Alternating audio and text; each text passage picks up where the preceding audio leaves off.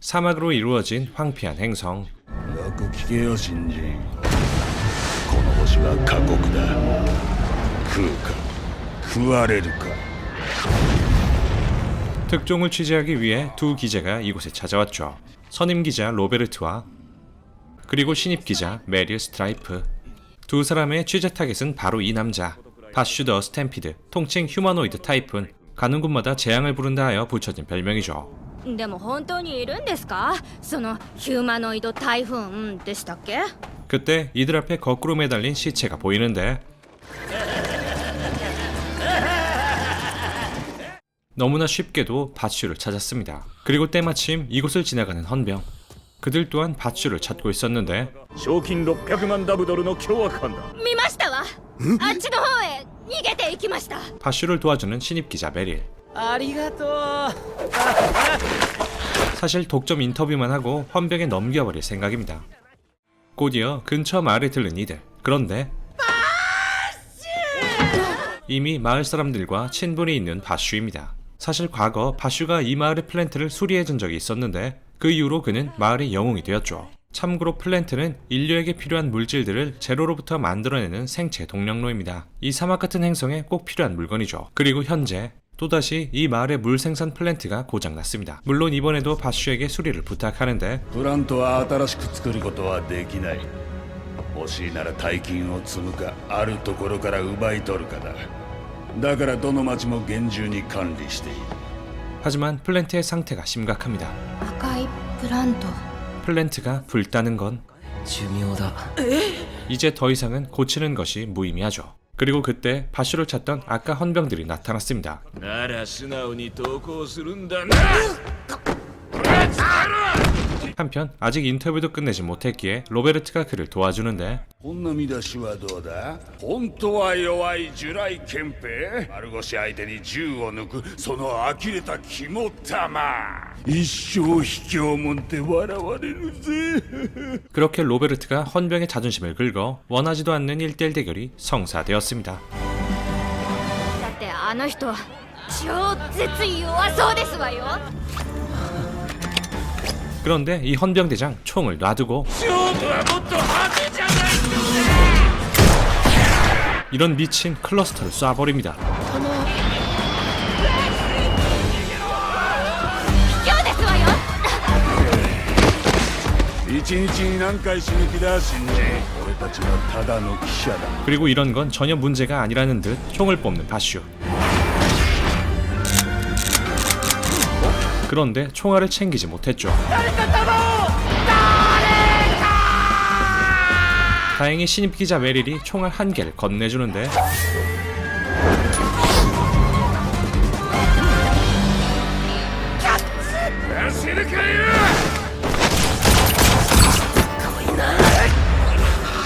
하지만 총알은 단 한 발, 저 수많은 폭탄들을 막기엔 턱없이 부족합니다. 이 위기를 헤쳐나갈 바슈의 선택은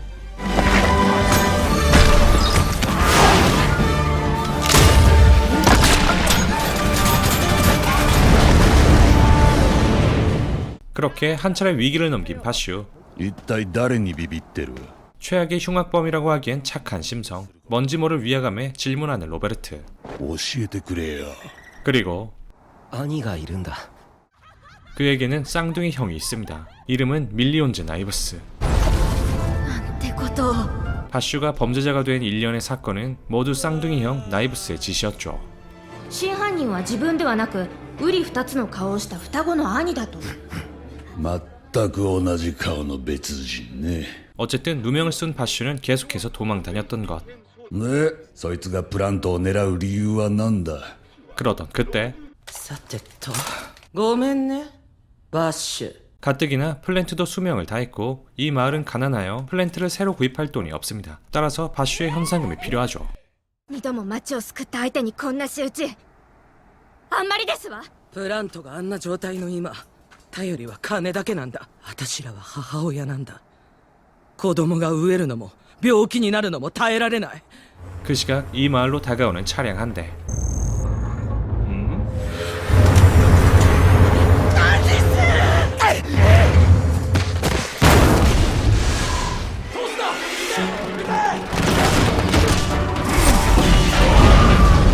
이들은 얼마 전 탈옥한 네브라스카 부자 이 마을의 플랜트를 훔치러 왔죠.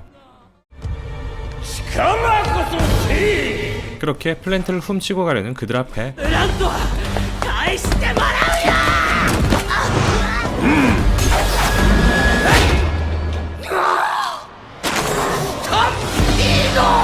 みんな苦労してるね。うるせえ。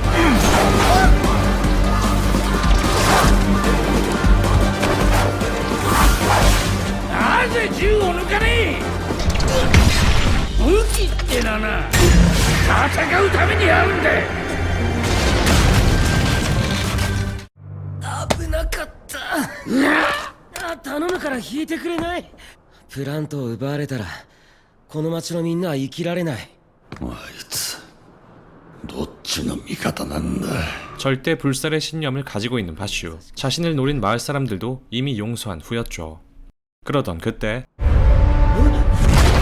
아까의 소란으로 약해진 다리가 무너지기 시작합니다.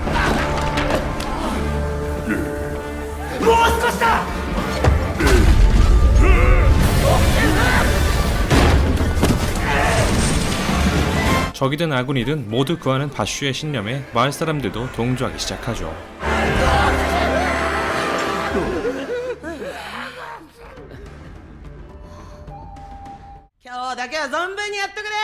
방금 전까지만 해도 적이었던 이들은 함께 모여 술 파티를 벌입니다. 하지만 유독 바슈는 어울리지 못하고 挨拶もなしか。 마을을 떠나려 하죠. 長居するのは苦手でさ。 비명을 따라가 보니 사람 몸에 뭔가가 달라붙어 있습니다. 곧이어 이것은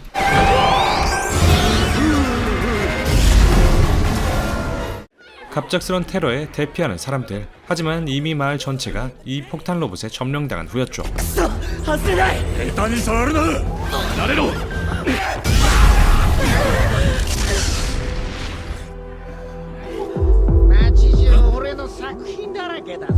그리고 등장하는 이 테러의 범인.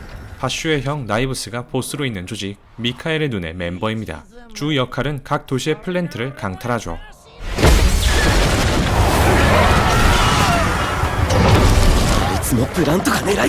역시나 플랜트의 위치를 파악하는 그입니다.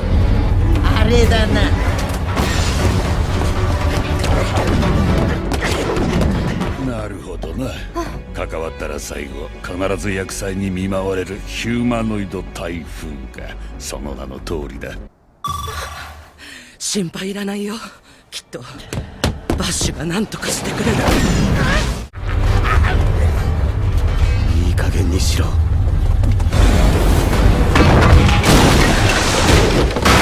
이번에도 바슈의 캐리로 폭탄을 제거하는 데 성공.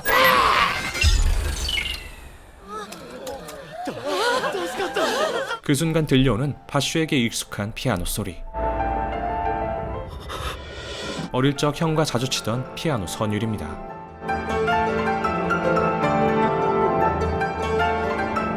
니게른다 민나! 早く町の外へ! あのお方だ. 그가 바로 바슈의 형 밀리온즈 나이브스. 懐かしいな。プラントは奪わせない。この町の人の命をつないでいるんだ。お前はどっちの味方だ？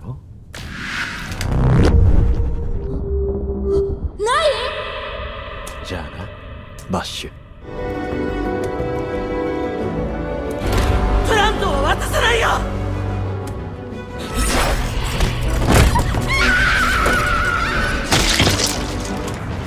ない。まずい。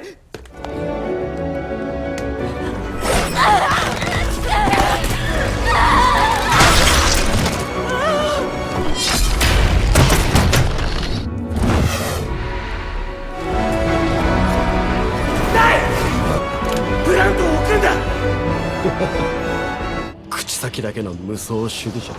おとなしく見ていろ。奴らが滅びる様を。 곧이어 그는 이 마을을 통째로 正しき世界を作るために俺は先へ行くぞ。 없애버리죠. ローザ逃げろ。ない。なんでだよ。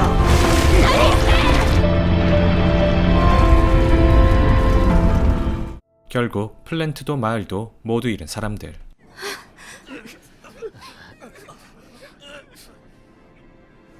みんなのプラントは必ず取り戻す。どんなに時間がかかっても。出て行っておくれ。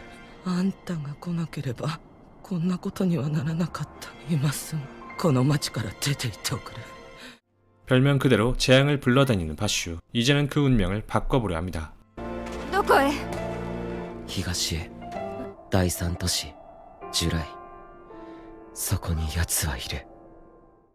그렇게 바슈를 따라 줄라이로 향하는 메릴과 로베르트. 그때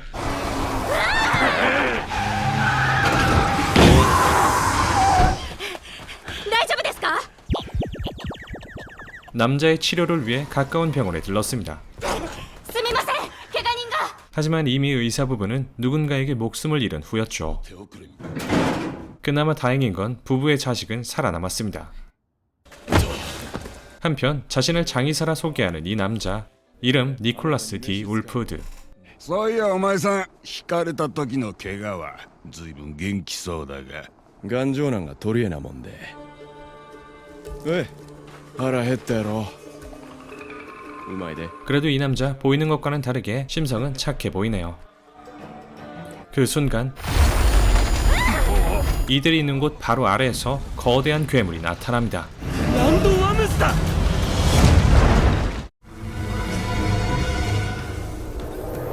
이곳은 그랜드 웜즈의 뱃속. 뜻하지 않게 이곳에 고립되어 버렸죠. 그런데 아까의 그 꼬마가 보이지 않습니다. 일단 각각 흩어져서 찾아보기로 하는데 で、いつまで同じような場所ぐるぐるするつもりや。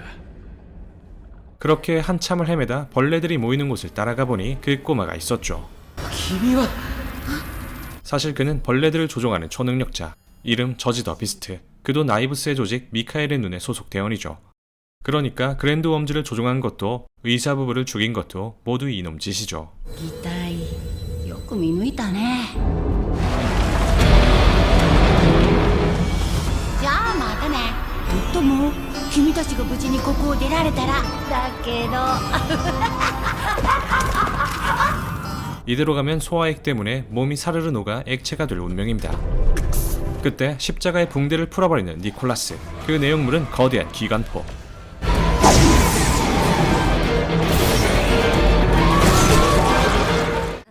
助けていただいたみたいでありがとうごおまざいます。くはな。十字架の中身は機関砲かそりゃ重いはずだニコラス・ディ・ウルフウッドや。バッシュ・ザ・スタンピとード。んがりやな。 그렇게 두 사람은 통성명을 나눕니다. 하지만 오늘 있었던 모든 것은 계획된 일. やりすぎやで。ワイまで殺す気が。ザ・ジ・ザ・ビースト。でもおかげで彼らの信頼は得られたでしょ。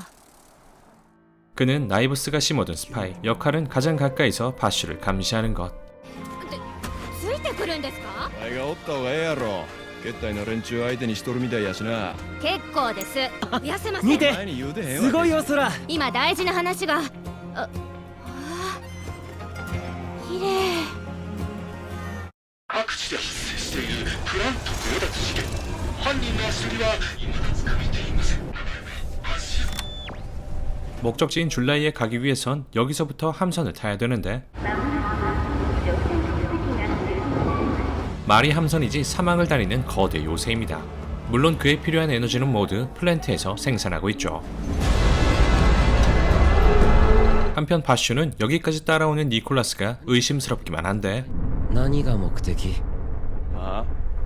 ずっとついてきてる。お前のおもりや。 얘기하는 도중 두 사람을 노리는 누군가. 走れドンゲリ！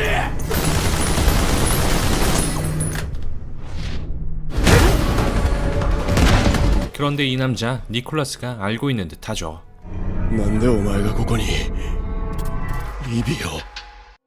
니콜라스의 과거. 어릴 적 그는 고아원에서 자랐습니다. 그러던 어느 날 새로운 아이가 이곳에 오게 됐죠. 이 아이의 이름은 리비오. 첫날이라 그런지 적응을 못하는 그입니다. 그에게 손을 내미는 니콜라스.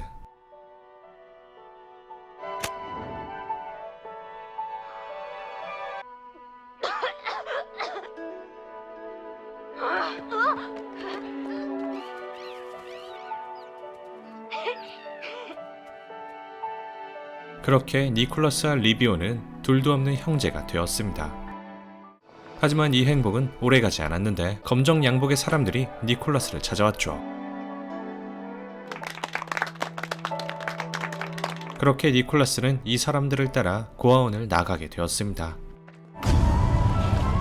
그 이후로는 지옥이 시작되었죠.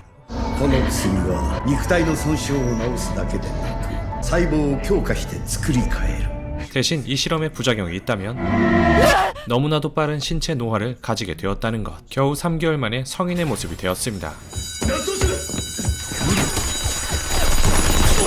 니콜라스가 실험을 통해 얻게 된 능력은 부작용이 아주 큰 회복 시약을 무리 없이 사용할 수 있는 능력. 素晴らしい S プラスの少年、今日から君もミカエルの目の一員だ。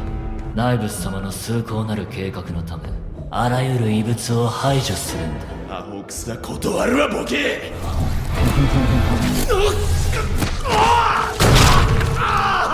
그의 이름은 레가트, 미카엘의 눈에 넘버 2입니다. 능력은 염력이죠. 곧이어 끈질기게 버티던 그의 앞에 弟だそうだな。リビオ 이들은 리비오를 인질로 삼아 강제로 니콜라스를 조직에 가입시켜버렸습니다. リビオ逃げろ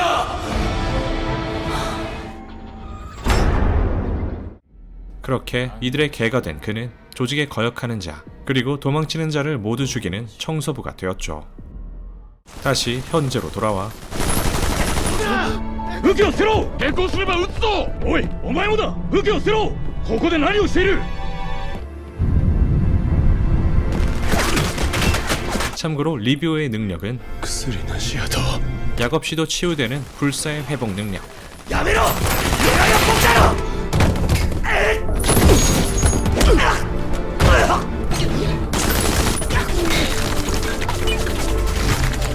言うとるやろどんやり 그리고 이 모습을 멀리서 지켜보고 있는 이들, 저지 더 비스트와 레가트입니다. 感情は不要なんだよ。 니콜라스는 실험체 중 유일하게 감정을 가졌었고 청소부로 활동하는 그에게 감정은 가장 불필요한 요소였죠. 따라서 니콜라스가 아끼는 사람들을 자기 손으로 죽이게 만들어 감정을 제거시킬 계획이었습니다.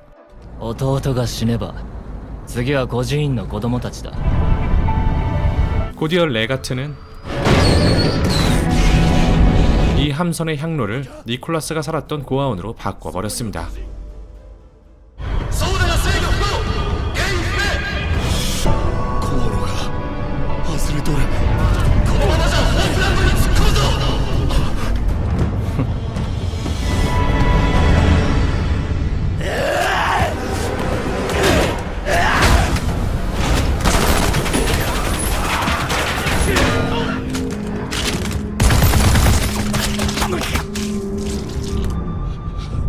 완전히 감정이 제거된 동생을 보며 죽이는 것 외에는 방법이 없다고 생각한 니콜라스. 하지만 그때 어릴 적 자신이 항상 했던 손버릇을 그대로 따라하고 있는 리비오. 忘れないか 아직 되돌릴 희망이 있다고 판단한 니콜라스는 はよ起きろ リビオ 하지만 과거에 자신이 했던 수많은 짓들이 떠오르는데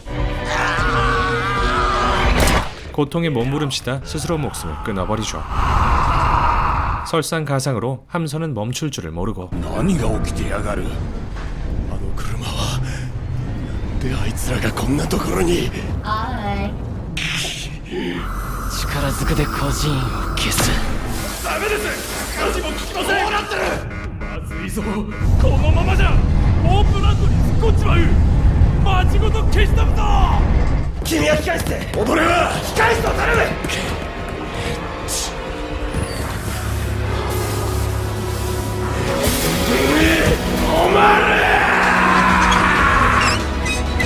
그 시각 플랜트실에 도착한 바슈.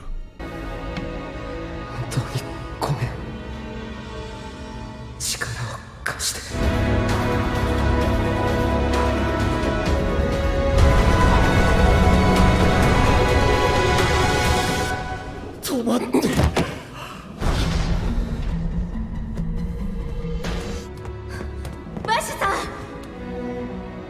그런데 바슈의 상태가 バッシュさんその模様はプラント